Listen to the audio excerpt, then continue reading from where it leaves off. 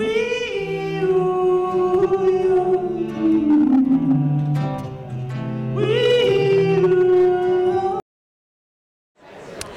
my name is Sophie, and I am from NYU Divest. We just had a really exciting event tonight here at the Cooper Union Great Hall. Bill McKibben, founder of 350.org, came and spoke about the divestment campaigns that are sweeping the nation. We also had a panel of student leaders from NYU. Make some noise if you're from NYU. Columbia. Make some noise if you're from Columbia. Hunter College. Make some noise if you're from Hunter College. New School. Make some noise if you're from the New School. Okay. And they had a chat with Bill and asked them some really hard-hitting questions. So we're going to have a group of student leaders who represent their own divestment groups at their own We have schools. Belinda Rodriguez, NYU class of 2012.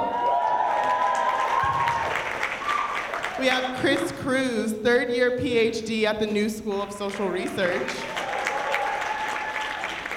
Hannah Milnes, Columbia class of 2016.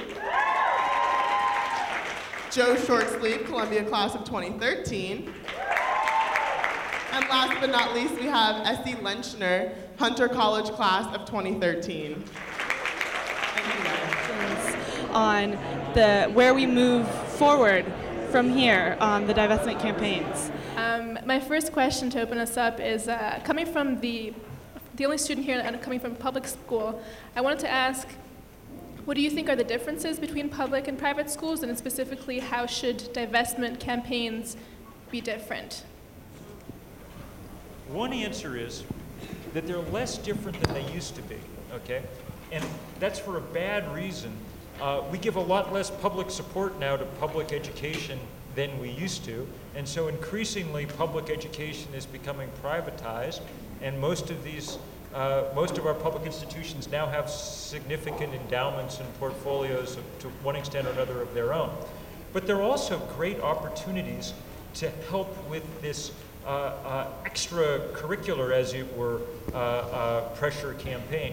So it's a perfect place to be also going after the city of New York, for instance, to divest its holdings in stuff. So how do you see divestment being able to bring together into a moral coalition the legacy of historically fragmented, special interested conservation, environmental, and sustainability movements?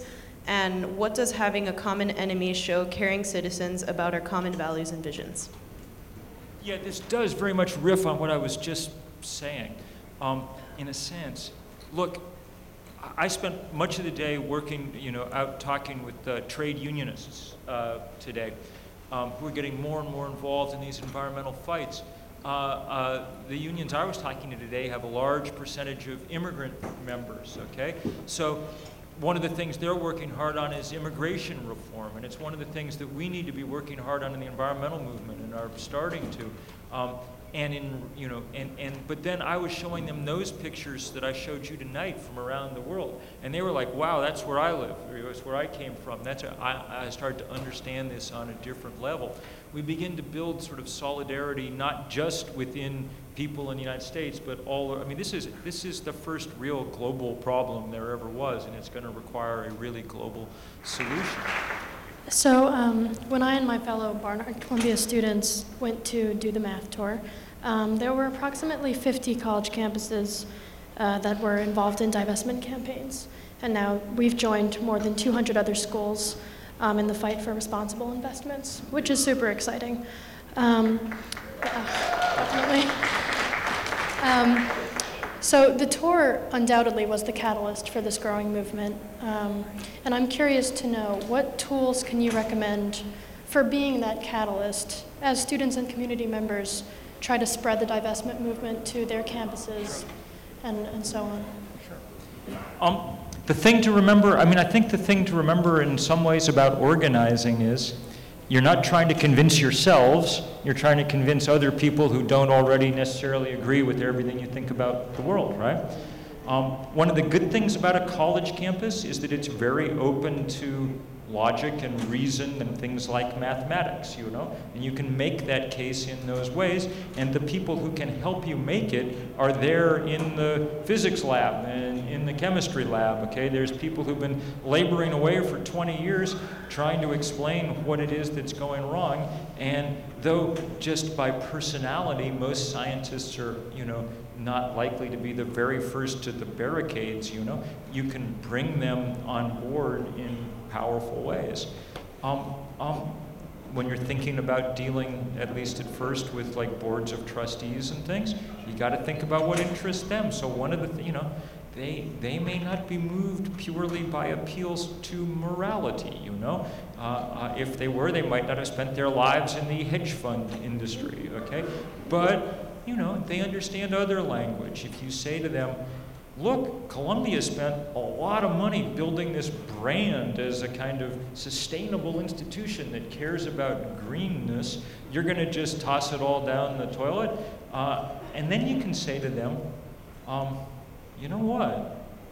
Let's think for a minute about the advantages that might come with divestment. Not just the sort of goodwill and PR, but look, we've got on our campus a investment think tank in this case. The physics department actually knows something about the world that if you'd spent the last 20 years reading the Wall Street Journal, you would not know, which is that the climate is in horrible shape and that very soon there's going to be some kind of action demanded. Those numbers that we're pointing out to you, that 565 gigatons and 2,795 gigatons, that's the definition of a bubble, okay? You guys got burned on the investment committee by the housing bubble. We're giving you fair warning about the carbon bubble while you still have time to get out ahead of it, you know, so pay some attention.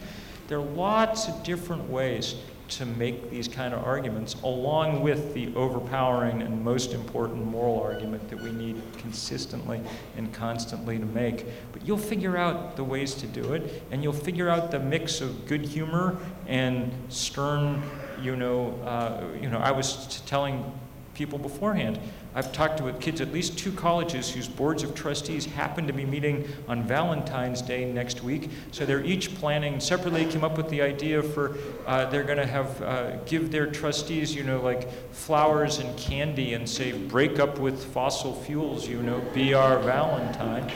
Meanwhile, those who remember the anti-apartheid demonstrations of a quarter century ago will remember that most college campuses in this country had shanty towns built on the quad, and students living in them to demonstrate what life was like in South Africa.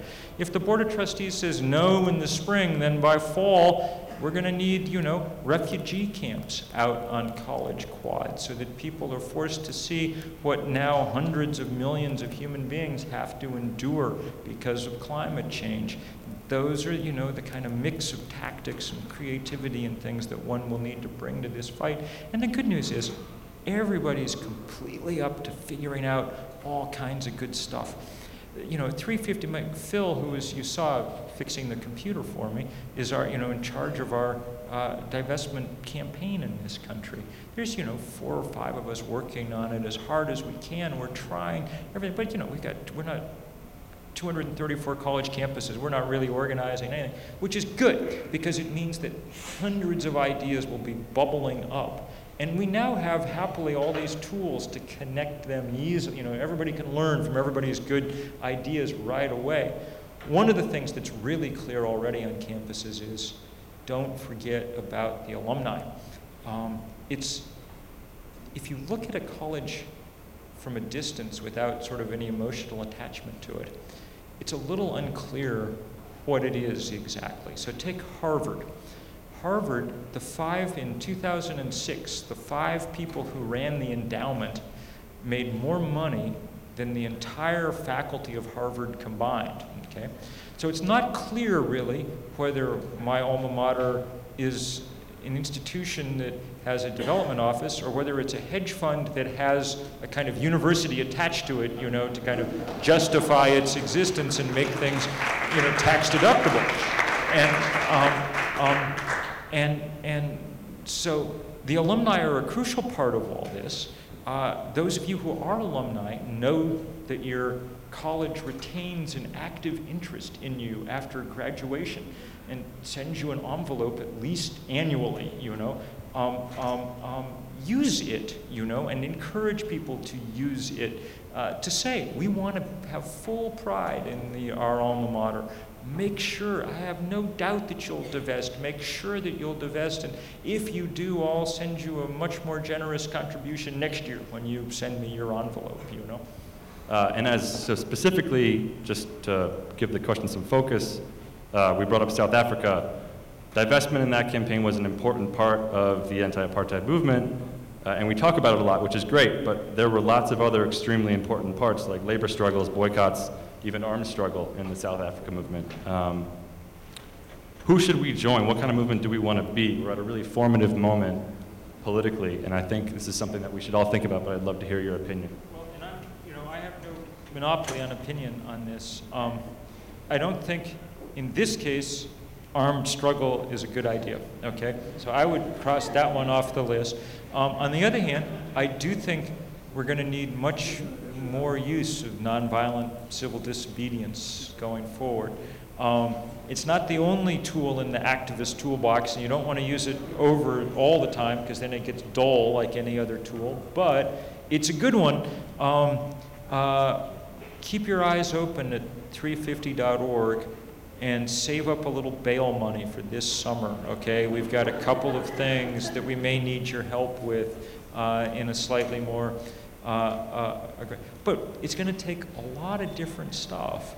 And part of what's gonna take is a certain amount of nimbleness in seeing what action and reaction we can provoke and moving in.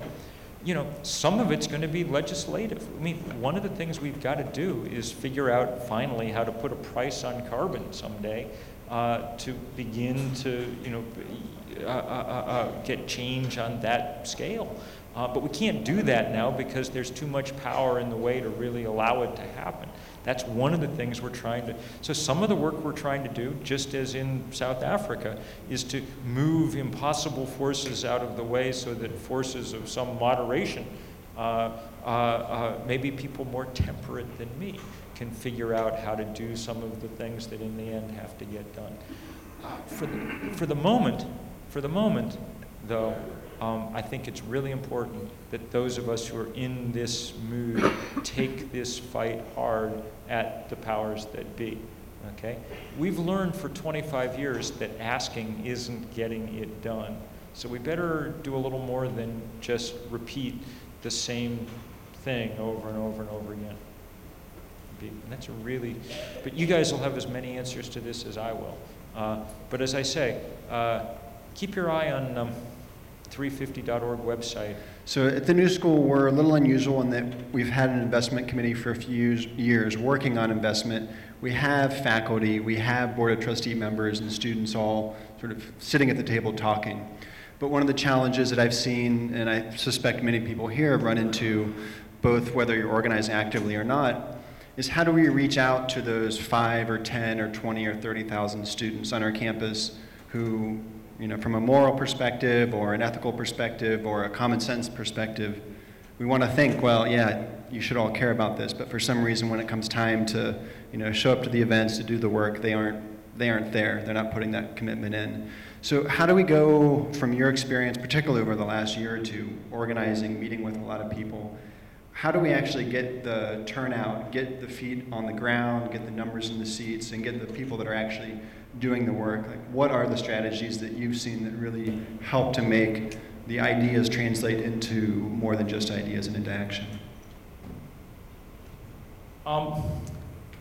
So the temptation of all of us, especially out of our kind of academic tradition, is that the way to do everything is to sort of do what we're doing here tonight, although we're doing a much better job than usual, but just have someone stand at a podium and talk into a microphone and explain things, okay? And that has its place, but it's not always the most interesting. I mean, you could probably find more interesting speakers than me, and then it would be better, but you know, it's not the most interesting thing in the whole world. So think of some other things to do to at least really supplement it. When we did this Do the Math tour,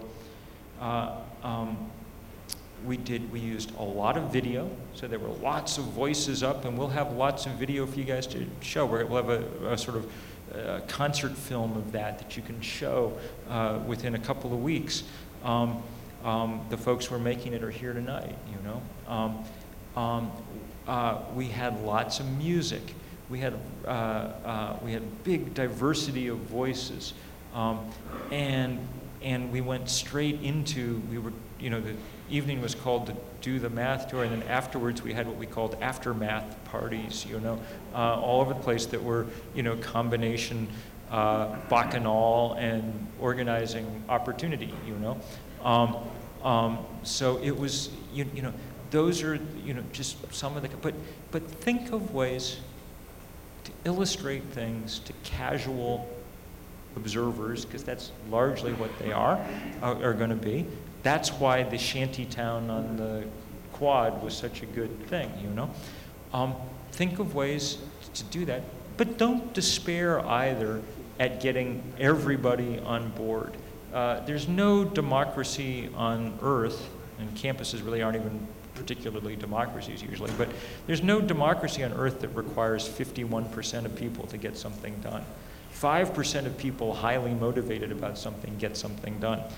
The only caution I would add is make sure that you don't become the sort of caricature of the shrill activist as you're doing it. Nobody here would, obviously, but I've occasionally watched it happen where people let their sense of self-righteousness dominate, and what do you know, very few of us like actual, the truly self-righteous human beings, and so it tends, the job of an organizer, the only thing I've learned in the last 5 years, and I'm not good at it, but watching my colleagues, the way that they organized all over the world, all those demonstrations, the job of an organizer is to be someone that people want to be around, to do things that are attractive to people and bring them in and draw them in and empower them.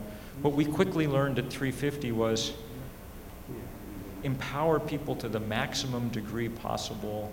Don't worry too much about what they might say or do, just get them there. And get people of all kinds involved. We knew we were going to win, at least temporarily, this Keystone fight the day that Nebraska was where this pipeline was going through. And there was a day at the Nebraska Cornhuskers football game when an ad for TransCanada Pipeline, the company building it, came up on the Jumbotron, and half the stadium stood up and booed, and suddenly we knew they'd reached the people that, a lot of people that needed reaching. If you can figure out how to make people who are at the Columbia football game care about this, or at, sort of thing, then you're really doing some terrific organizing. And you can figure those things out, and you will. All right, so thank you, Bill, and thank you to the student panelists. Let's give them a round of applause.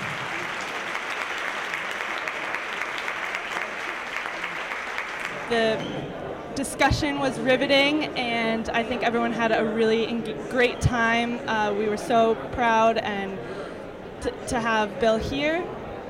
And if you didn't make it out tonight, we really encourage you to visit yesdivest.com to get a recording of the event, or nyudivest.com. And you can find us on Facebook /NYUDivest or on Twitter @NYUDivest. And if you are at another school, not at NYU, then try to find the divestment movement on your campus or start one up yourself. So we hope to work with you in the future.